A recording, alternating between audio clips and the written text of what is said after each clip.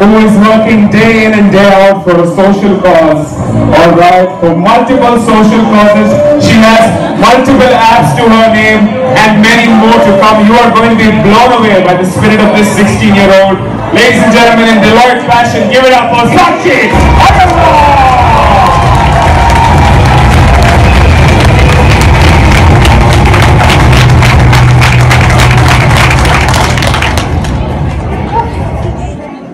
Hello everyone.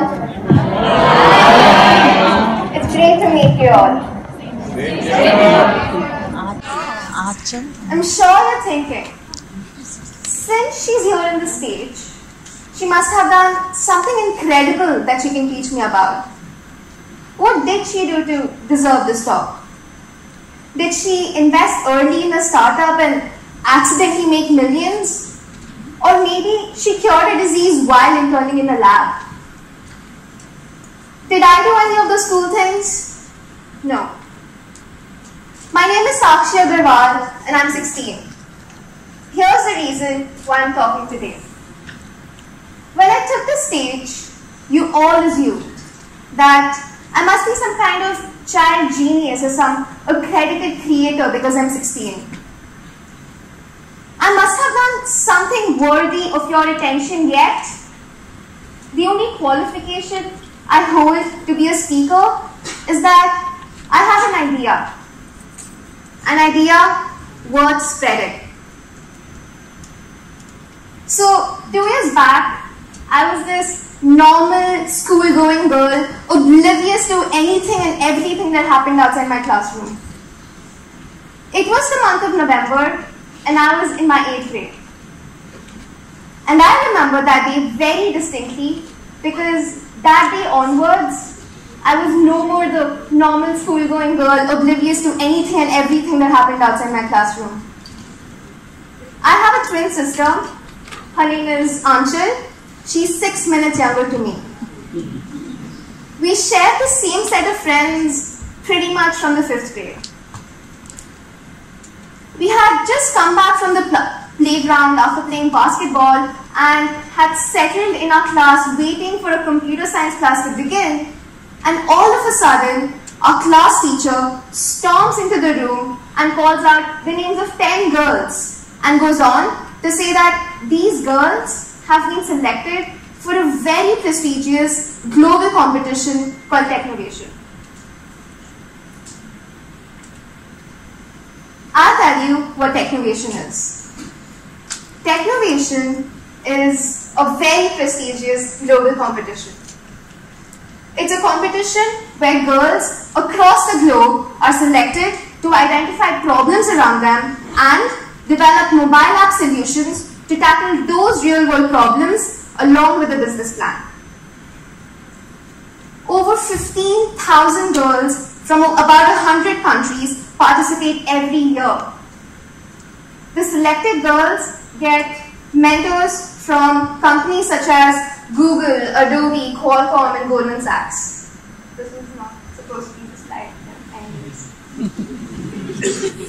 They also get a fully sponsored trip to San Francisco in California to attend the World Pitch. My sister Anchal was one of the 10 girls selected to participate in Technovation. I was happy. I wasn't selected for Technovation. I was devastated. As if I fell head over heels, my heart was crushed. I couldn't bring myself to do anything in that state. As I went over to the other girls to congratulate them, I felt so fake.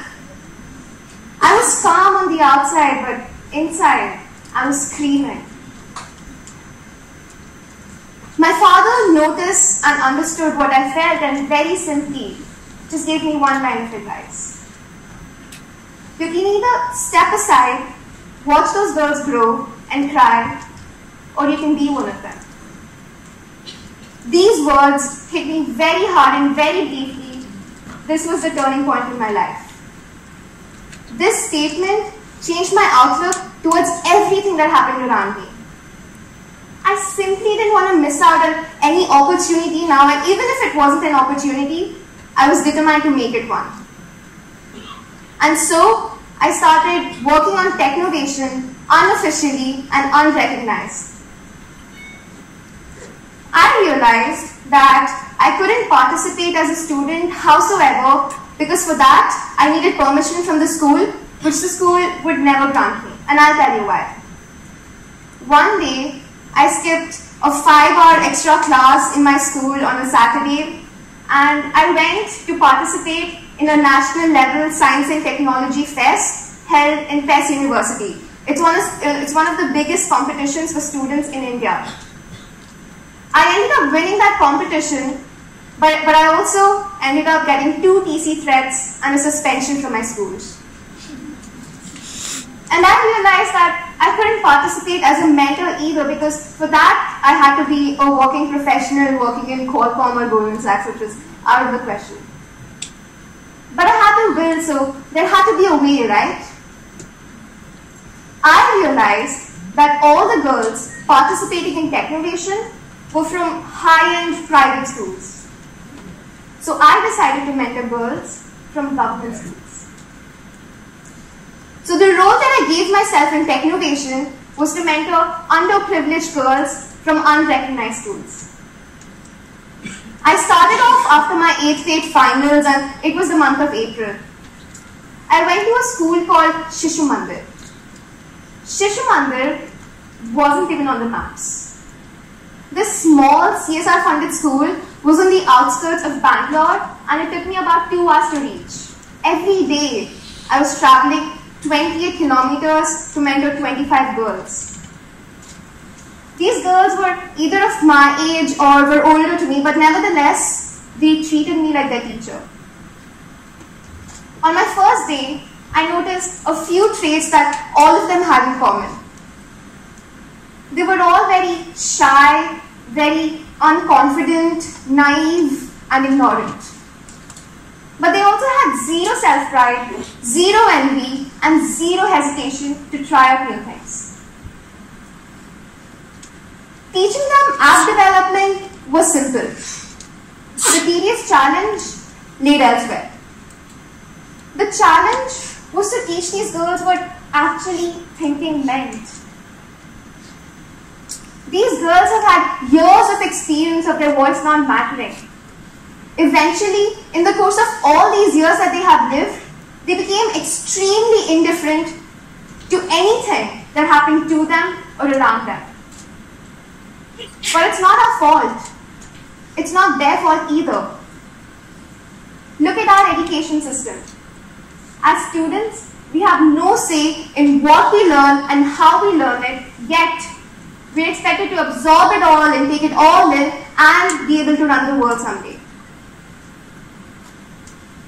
We're expected to raise our hands to use the restroom and 3 months later be ready to go to college, have a full-time job, live on our own and support ourselves. It's not logical. These girls question the validity of their own ideas just because they don't come from adult minds.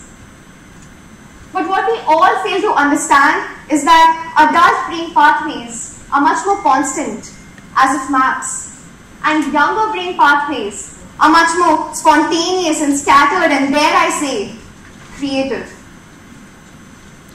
For me, the biggest challenge was to infuse a sense of responsibility into these girls so that they get enough for the problems around them.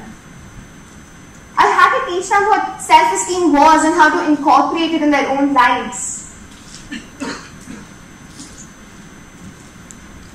I had roughly about 50 days to incorporate a sense of responsibility and self-esteem into these girls, identify problems around them, brainstorm the solutions, make the revenue models, the business plans, the app prototypes, the pitch videos, teach them how to speak in front of a camera and a large audience like this one. But after the submission was done that year, nothing much happened. We didn't win anything and no one really cared about our work. Regardless, I came back next year to teach a new set of 25 girls. And this year, a lot of things happened. Shishu Mandir was impressed. They saw a massive difference, a massive change in the perspective and attitude of these girls. They wanted me to teach more girls now. So they arranged a car and a driver for my transportation, provided me with lunch and snacks, and not only did that happen, but the previous year's Technovation girls volunteered to mentor the new set of 25 girls, and around 10 of them participated again. My work was then identified by the regional ambassador of Technovation from India, Dhanalakshmi. She's the senior lead developer in Qualcomm. She wanted me to teach other girls from other private and government schools.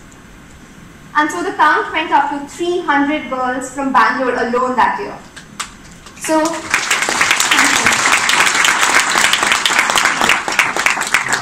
I was identifying problems, brainstorming solutions, making the revenue models, the business plans, the app prototypes, the pitch videos for 300 girls, which is roughly 60 teams. And all this was done without me being an official part of Technovation until now. It didn't take long for Technovation to identify my work from San Francisco. Their social media team, they were impressed. They wrote a blog on me and published it on their website, their weekly emails, their Instagram and Facebook. As a token of appreciation, they granted me a certificate declaring me the best student ambassador of Technovation, even though I wasn't, of May 2018. So I was the unofficial student ambassador. But now they want me to be the student ambassador of Technovation from India for 2018 and 2019.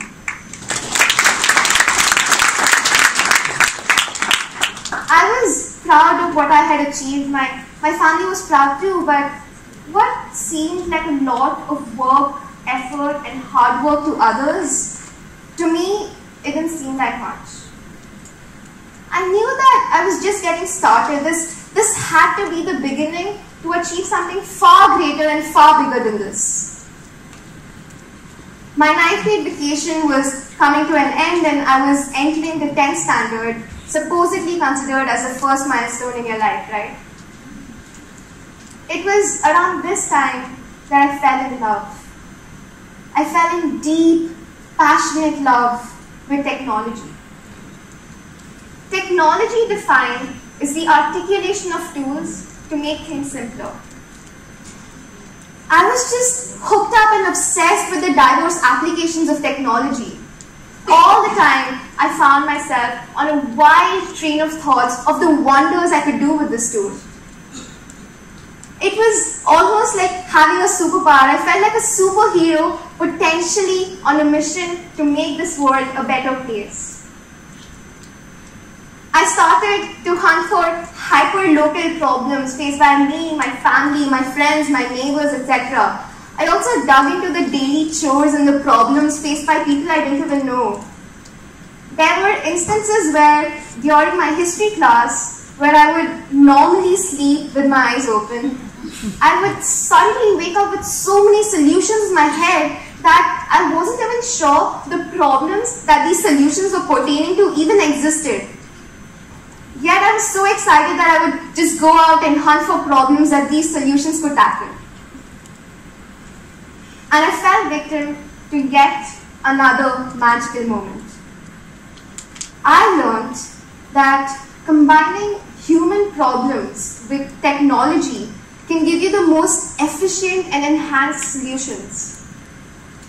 I felt a deep connection with a platform that could be leveraged to solve the everyday problems in our lives. You use them to navigate through the city, to communicate with friends, and to search for the best pizza place in town. Mobile apps. I wanted to show the world how a platform as simple as mobile applications could be used to solve the strange problems in the world, and how a simple change in consumer behavior could radically change the way these problems are addressed. The only aim I had, apart from my 10th standard board exam, was to tackle real-world problems with workable solutions and measurable benefits. I wanted to develop a portfolio of applications that could be used to solve the everyday problems in our lives, and the audience will be almost universally delighted to hear a solution that they could instantly use on their smartphones. This has been the agenda of my life ever since. Today, I have mobile app solutions for problems such as shortage of coins at the cashier's counters, traffic management, expired medicines at your houses, empowering rural women by teaching them how to drive, and food waste. And food waste is the simplest yet the most abundant problem in this world. It occurs at every stage. The farmers face a problem of ugly produce. Ugly produce are fruits and vegetables that are cosmetically ugly and they're not qualified to be on the shelves of the grocery stores and the supermarkets. When faced with downtimes or lull periods, restaurants face a problem of surplus food at the end of the day. This food has a limited shelf life. They cannot prolong it to the next day, and so they accept this food waste as an inevitable loss. Household consumers like you and me all the time have our fridge filled with leftovers and raw ingredients, and we just don't know how to cook with them to make a simple, tasty and healthy dish. Naturally, they end up rotting in our fridge and we end up feeding it to the bins. To solve these problems, we don't need a change on a global level. All we need is a simple change in consumer behavior.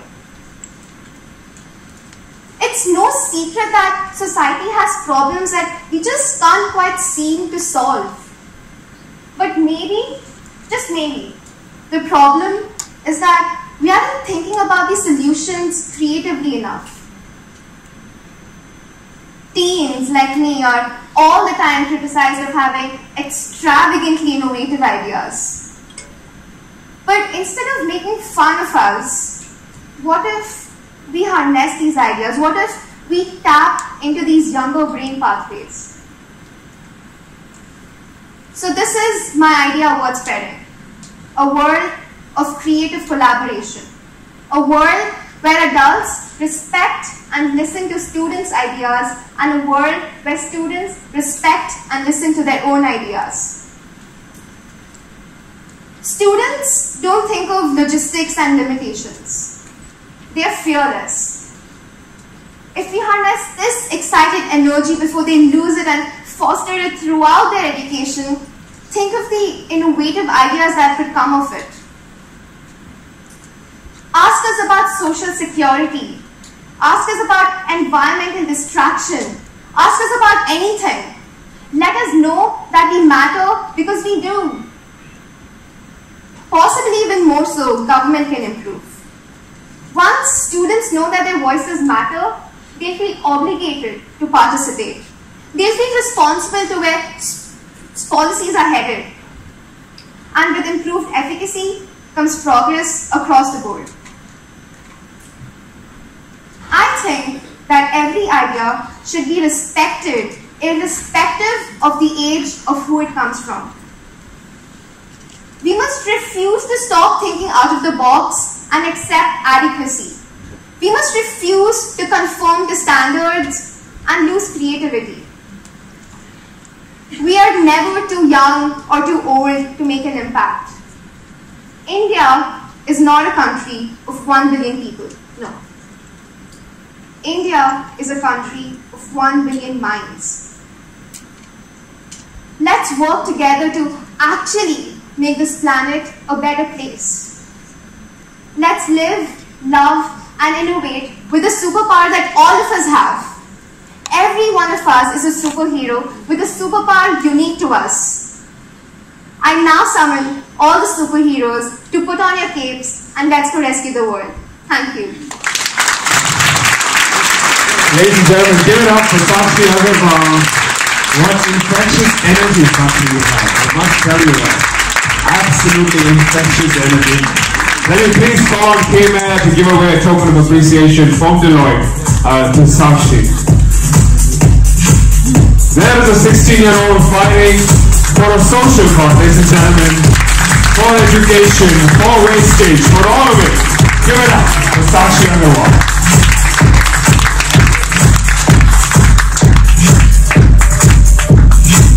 Thank you so much, Kay. Thank you so much, Sakshi.